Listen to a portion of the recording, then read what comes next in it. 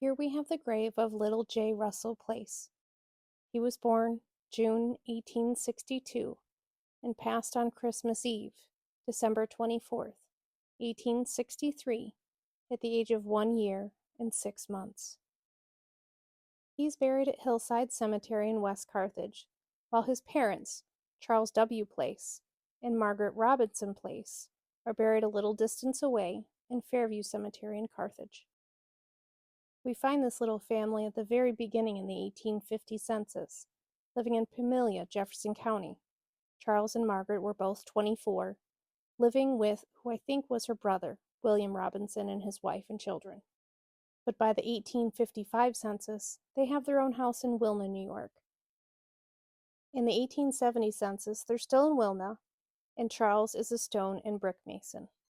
Charles and Margaret were about 43-44. Their daughter Mary Place, 17, Laura Place, age 15, and Margaret's mother, Sally Robinson, age 76.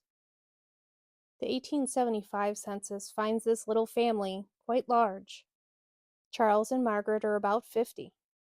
Their daughter Mary had married, and her husband George are living there, along with their younger daughter Louisa, who's 20, and their son, Charles W. Place, who's age 4.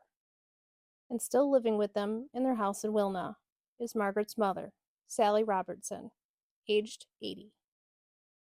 By the 1880 census, we find Charles and Margaret, age 55, along with their daughter Mary, 26, living in Carthage on North Washington Street.